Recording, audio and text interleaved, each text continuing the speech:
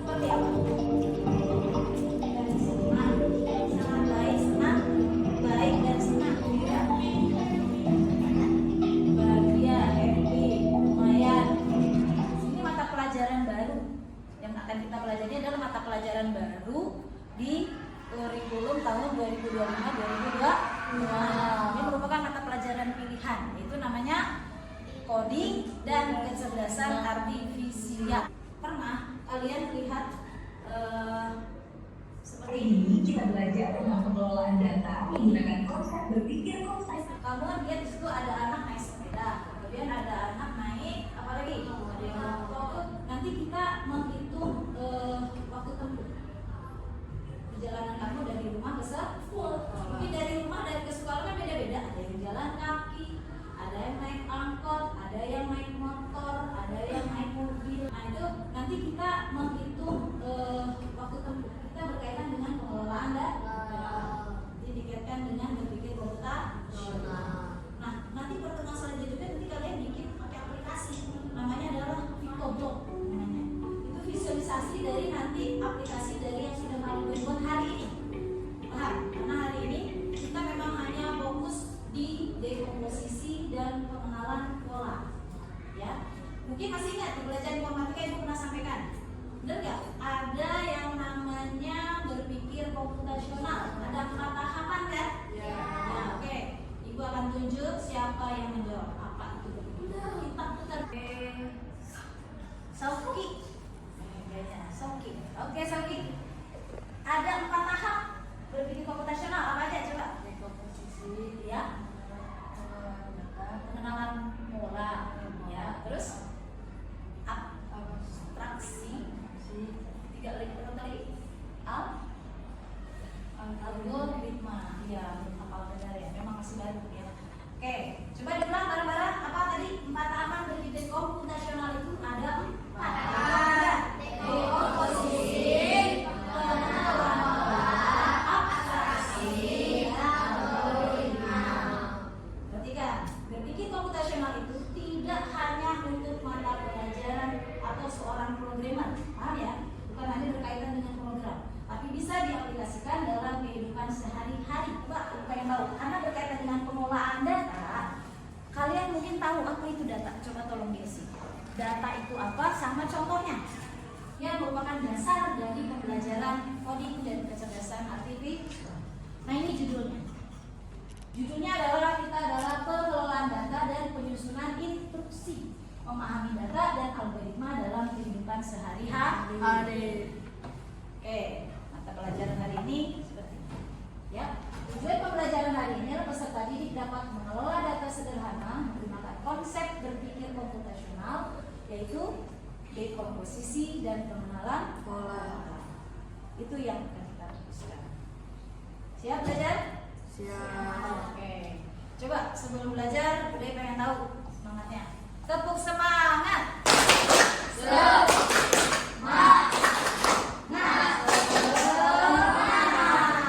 Tepuk tujuh kebiasaan anak hebat Indonesia. Bangun pagi beribadah olahraga. Belajar makan sehat dan bergizi. Ayo bermasyarakat, tak lupa istirahat. Aku adalah anak Indonesia hebat. Lihat dulu, mengapa data itu penting? Ya, mengapa data itu penting? Pertama, kita berinteraksi dengan data setiap hari. Ya, misalnya terkait dengan jadwal pelajaran. Benar nggak, Ajura? Ada jadwal pelajaran kan? Di jadwal pelajaran ada data apa aja? Hari, terus apa lagi? Guru yang mengajar, terus apa lagi? Jamnya, kemudian apa lagi? Mata pelajarannya. Kemudian ada instruksi algoritma. Kenapa? Karena data itu nanti kita kelola dengan menggunakan algoritma. Menyelesaikan masalah dengan langkah-langkah yang jelas, sistematis, gitu ya. Langkah-langkah yang terstruktur itulah yang disebut dengan algoritma. Oke, contohnya di sini ada resep masakan adalah algoritma dalam membuat makanan. Kira-kira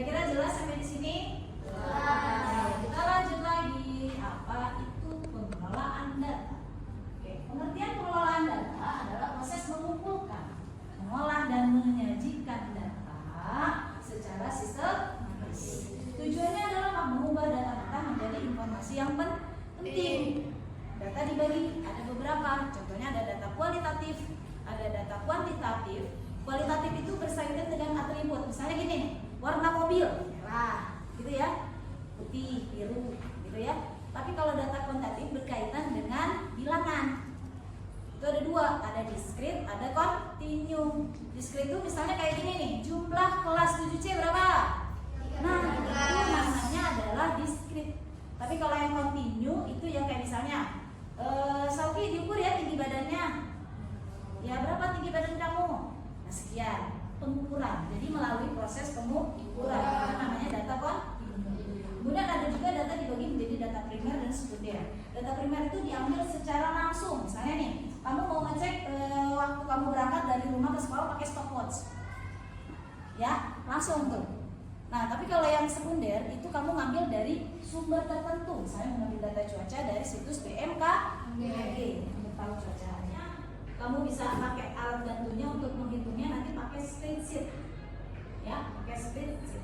Jadi nanti kamu berkolaborasi dalam satu kelompok menggunakan Google Docs supaya bisa kerja bareng dalam satu tim tanpa ini, jadi bisa kerja bareng dalam satu dokumen. Ya, kita kolaborasi dalam satu dokumen.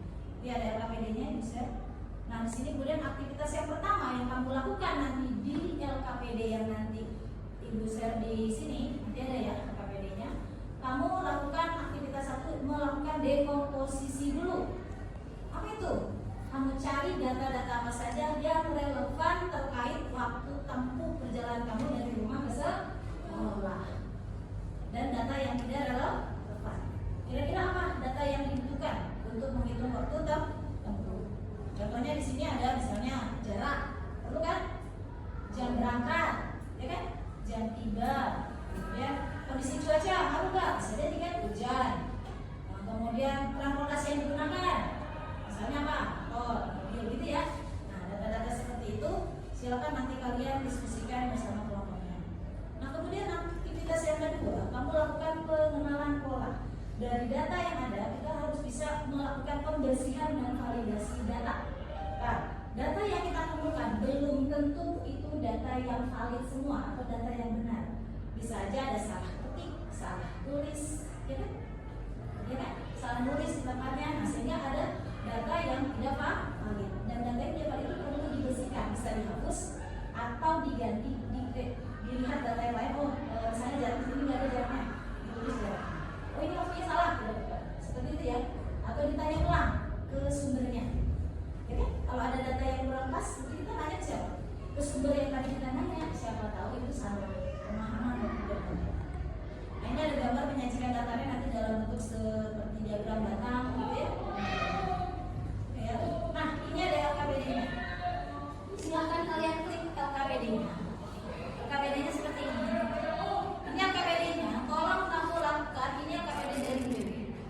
Ini tolong di file dulu, kamu klik file, kemudian make a copy per kelompok ya. Ini ke kelompoknya dulu. Kelompoknya di sini kan Sauki, kemudian ada Azura, ada Juna. Sauki, Aura dan Juna, lakukan ini file. Klik file, make a copy, ya, oke? Bisa kan? Make a copy, kemudian ganti namanya di atas, copy, hasil kan? Dari data yang sudah ada kita jadi tahu kira-kira nanti rekomendasi transportasi yang tercepat itu apa ke sekolah, paham ya? Jadi kita namanya menganalisis. Jadi dari itu mana transportasi yang tercepat digunakan. Terus kalau berdasarkan cuaca misalnya, berarti kalau cuaca cerah atau hujan yang lebih cepat, gitu ya. Oke, silakan dikerjakan. Ibu kasih waktu 20 menit. 20 menit harus sudah selesai karena kalian nanti harus presentasi maju ke depan kelompok. Oke? Siap ya? Ya. Nah, di sini kamu ketik kelompoknya. Tambah kelompok 2. Itu ya. Oke, buat salinan. Tungguin dulu. Kenapa harus dibuat salinan? Kenapa kalau nggak dibuat salinan nanti kamu itu nanti kenapa matikan apa?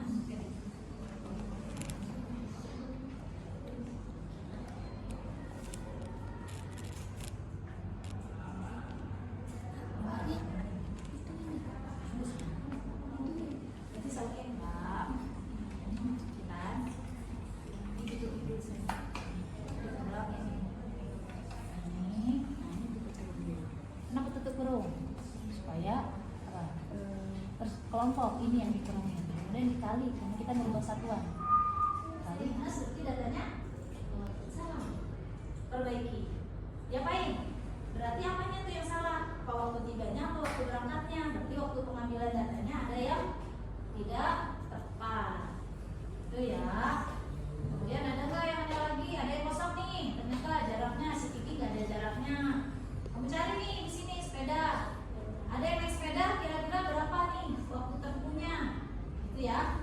Hitung aja 3, tapi dia juga jaraknya sama jamnya. Oke ya, diisi KPD-nya sampai selesai. Kemudian lakukan pengelompokan data. Nah, cara mengelompokkan data seperti apa?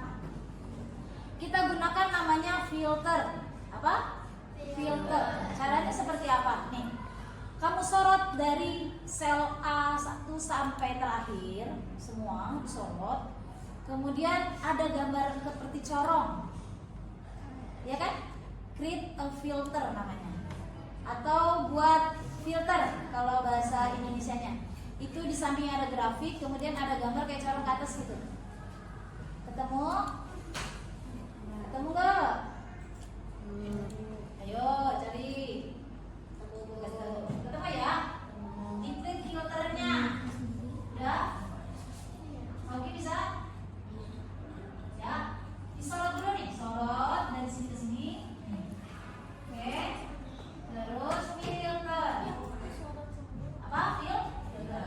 Nah kalau udah filter, kita kelompokkan berdasarkan mode transportasi dan mode cuaca. Caranya gimana? Ini contohin satu nih. Nih, mode transportasi dilihat di depan. Contohnya nih, klik. Nah di sini kan ada angkutan umum, jalan kaki, motor, sepeda. Klik yang angkutan umum saja, yang lain di close, jangan disentan dulu. Gitu ya. Oke. Nah, jadi langsung ke filter. Jadi kamu nggak nyari-nyari manual, paham? Nah, di sini yang menggunakan angkutan umum itu ada Cici, Hana, sama Nana. Dan tinggal dipindahin sama kamu ke LK ini. Nah, kalau di sini angkutan umum, melakukan pengenalan polanya, ya, pembersihan dan validasi data. Saatnya adalah presentasi perwakilannya. Soki. Ya. Waalaikumsalam warahmatullahi wabarakatuh. Ini dari kelompok 1 yang berjumlah 4 orang. Apa aja namanya? Sauki, Ira, Citra, dan Sofia. Ini disebutin dulu saya. Data penting.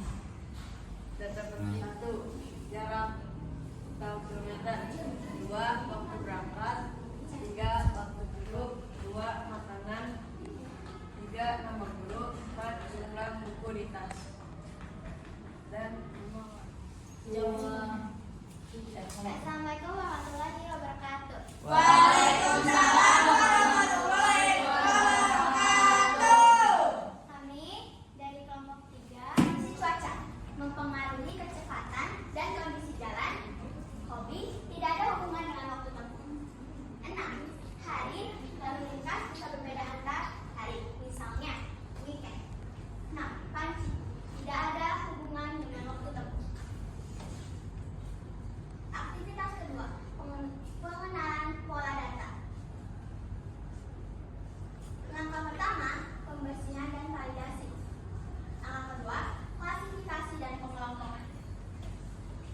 1. Nama Budi, jarak 5 km, waktu Apa yang direfleksi dari kelompok ini? Dan kita Citra? menjadi tahu caranya Dewi, katanya apa sih? Kasih. Saya ulang. Oke, Ara. Ya, Ara, coba. Refleksinya apa, Ara? Kami belajar sedikit menggunakan menu filter dan berkolaborasi dengan teman sekelompok dan Google Doc. Lalu kita jadi tahu apa itu pengolahan data dan cara mengerjakannya. Kita juga dapat mengerjakannya secara offline dan online dah. Iya, oke. Terima kasih. Aku tahu aku bisa dan lakukan. Aku tahu aku